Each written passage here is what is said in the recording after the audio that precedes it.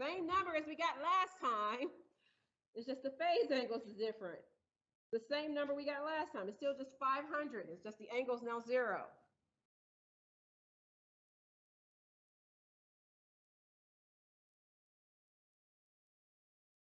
Any questions? So then N is still 1/4. So I1 equals N I2, or 1/4 times 500, or 125 with an angle of 0 degrees.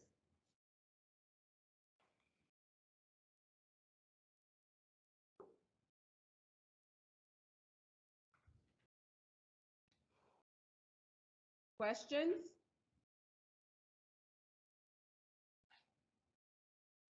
So now we're going to find the voltage at the primary side again. And remember, that was 0.75 plus J1.5 times I1 plus V2 prime. 0.75 plus J1.5 times I1 plus V2 prime.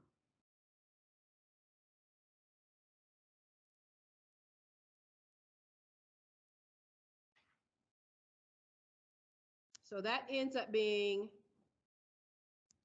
2501 with an angle of 4.3 degrees, okay? So the first thing you should notice is that VP is much smaller, right? That number before was 2600. So just to get that voltage of 2400 at V2 prime, I needed to supply 2600 volts. By making the circuit more efficiency, I can lower the amount of voltage I have to supply to get 2400 at the primary side of the transformer. So that means that now is going to affect my voltage regulation. So the voltage regulation is magnitude of VP minus magnitude of V2 prime over the magnitude of V2 prime times 100. And we expect that this is going to be a smaller number because now it's 2500 minus 2400 instead of 2600 minus 2400.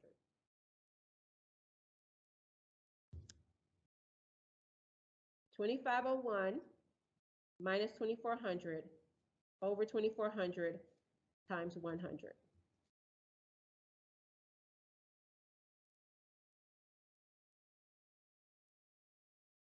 What is the voltage regulation?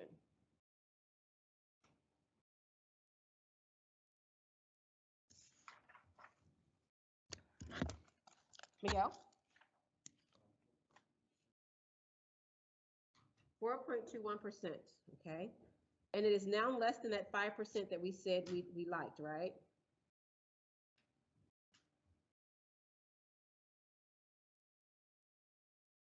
Okay. Any questions about voltage regulation?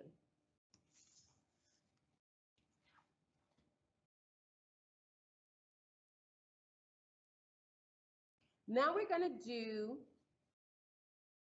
the efficiency. Remember that P out was S times the power factor.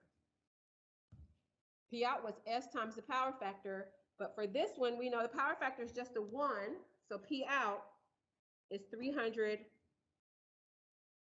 kilowatts because the power factor is a 1.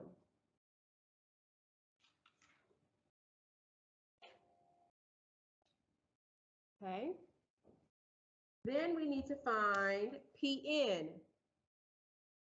To find Pn, we use the formula again that IP equals I2 prime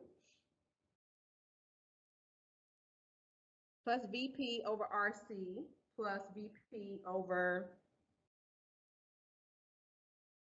JXM, or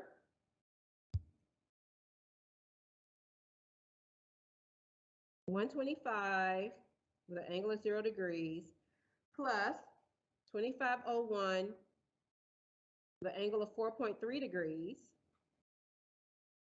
over 500 plus 2501 with an angle of 4.3 degrees over J60.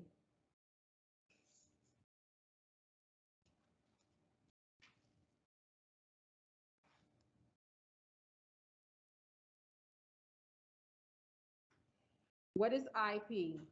IP is going to be Tyler. What is IP? 125 plus 2501 with an angle of 4.3 over 500 plus 2501 with an angle of 4.3 over J60. What is IP? Miguel, PN is going to be yours. I'll go ahead and warn you now. PN is going to be yours. Yes. Say it again. I didn't get that exactly. Let's check IP first. Let's make sure IP is right. I got 139. You got 139? So Miguel, you may have a rounding error somewhere. So I got 139.34. Okay. So Tyler, please confirm that you get 139.34 and a negative 17 degrees in amps. No. Yep. No. Is that what you said? Okay. Put that in again. Keep working until you get that number. We're going to keep the train moving. Okay. So Miguel, PN is the real part of VP times IP conjugate. So that means it's the real part of 2501 with an angle of 4.3 degrees times 139.34 with an angle of 17 degrees. And actually, that's the angle of negative 17 because that's conjugate, right? Nope, I already conjugated. Never mind, we're good. So Miguel, now that you put in those numbers, what do you get for the power? What? Say it again. The real part. Are you in rectangular form? And what'd you get? I don't know why it's off. Okay, 324 kilowatts. That's what we're going with. 324 kilowatts. Okay, and then Coulter is going to do the efficiency. The efficiency is P out over PN. So that's going to be 300 divided by 324 times 100. 300 divided by 324 times 100. 92.6%. And what you should notice here is that's higher than the 89 we got before. So just by changing the power factor, you're able to improve these values. And we know you can use a capacitor bank to improve the power factor. It's called power factor correction. Okay. Last two values are going to be P coil and P core. That's going to be Annie and Trevor. P coil and P core are going to be Annie and Trevor, where P coil is I1 squared times 0.75. That's the magnitude of I1 squared times 0.75. And P core is the magnitude of VP squared divided by 500. So the magnitude of I1 squared is 125 squared times 0.75. That's Annie. 125 squared times 0.75. You know what I just noticed? That number actually doesn't change. It's the same as what it was before. It's 11.72 kilowatts. Okay, so that means it must be P core that changes. So P core is going to be Trevor, and that's going to be, yes, P core that changes. Because that's 2501 squared divided by 500. 2501 squared divided by 500.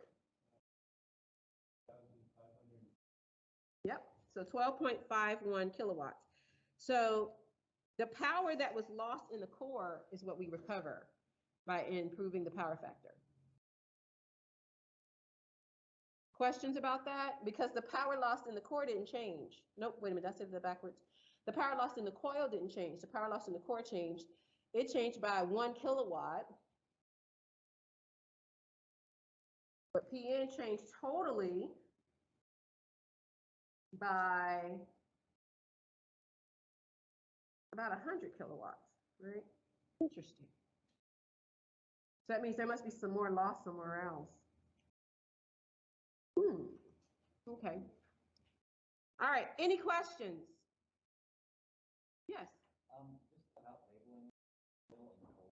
Yeah. On a diagram, where would we expect to find where the physicists put coil and core? I think they would have to be in series. So these two together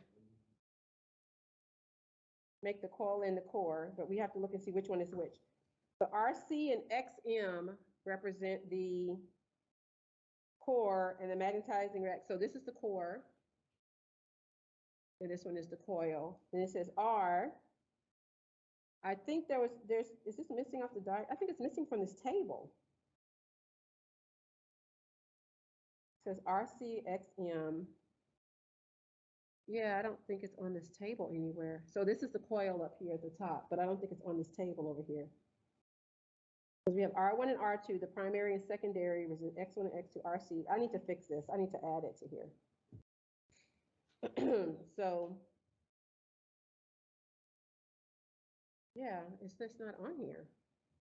I think this ends up being the coil resistance, and it's relabeled as R when you move it like that. Okay, so the parallel components would be in the core. Correct. Okay. And let's see, did I mix that up when I wrote it over here? Maybe on the first. So this one is the core, and this one is the coil. And I think that makes sense because coil would be something that's affiliated with the inductance or the transformer. So these are the core, and that's the coil. We did the formulas right, though. Yeah, the formulas are right. So let's try to get through one more problem before the bell rings. So I did. Thank you. So Henry was right. This one should have been the coil, and this one should have been the core. And I'll fix this in the notes and add it to the table.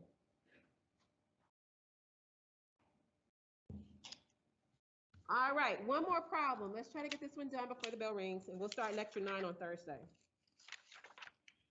I want you guys to do it without me because this is the exact same problem we just did for the 50 bajillionth time. For the following transformer, determine the efficiency if the rated load is supplied at 0.9 lagging power factor.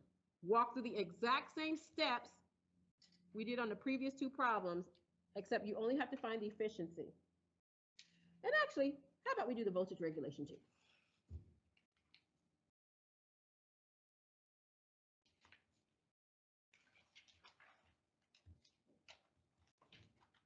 We'll just do the exact same stuff we did last time, okay? So find the efficiency, the voltage regulation, P coil and P core. Ben, what you doing? You on strike?